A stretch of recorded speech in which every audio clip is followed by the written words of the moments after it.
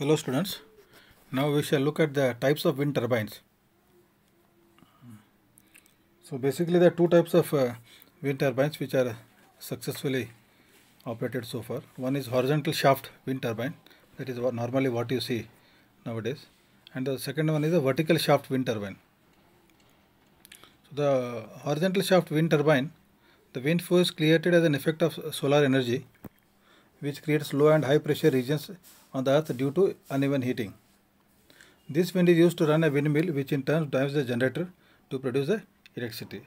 So you can see in this figure, horizontal axis windmill is given.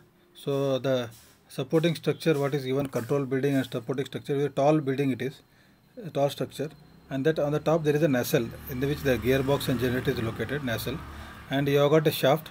On the shaft the hub is connected, and to the hub the blades are connected. So the wind is hitting the blades and the rotor is rotating, hub is rotating, so shaft is rotating, gearbox is magnifying the RPM, and then because the generator is on the same shaft, it generates the output shaft of the gearbox, the electricity is generated. So the schematic arrangement you have seen in the sketch above. The various parts are the wind rotor, gearbox, electrical generator, supporting structure. So wind blades, they are also known as rotors, are attached to the hub which is connected to the shaft. So these blades have aerodynamic design. Then comes the gearbox. So the shaft of the gear hub acts as the input to the gearbox. The RPM of the shaft is increased to the ratio of 1:100 in the gearbox. So it is almost 1:90, means 100 times the speed is rotated, increase. Say suppose it is 40 RPM, then it becomes 4000 RPM. The electrical generator, the shaft is further connected to generator shaft. The output of the gearbox, input to the gearbox is the hub, and the output of the gearbox you can see is connected to the generator. When the shaft rotates, the generator shaft rotates, producing electrical energy in the generator. Thus mechanical energy is converted into electrical energy.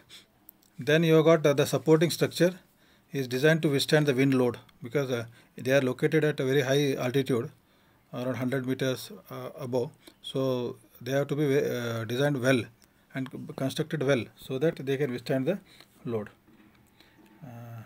Its type and height is related to the cost and transmission system interconnected.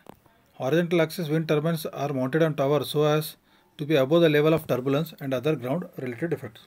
As discussed, so they are located at high altitude so that there is no turbulence or any trouble on because of high rise buildings or trees.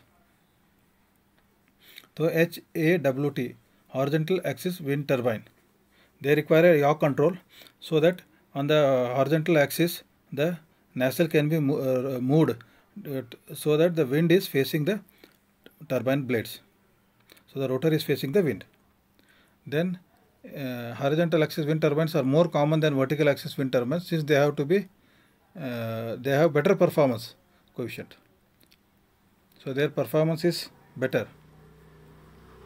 The most common type of wind turbine is the horizontal axis type shown below, which has various considerations.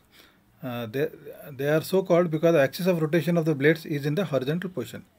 So horizontal axis, because the shaft itself is on the horizontal, that is why it is known as horizontal axis wind turbine. So you can see different types of windmill with horizontal axis. One is single blade, double blade, three bladed is very common. What we are seeing, three bladed ones are very popular, and then multi bladed is there, and there is something called upwind and downwind. We will see this in the next discussion, what is upwind and downwind. Okay.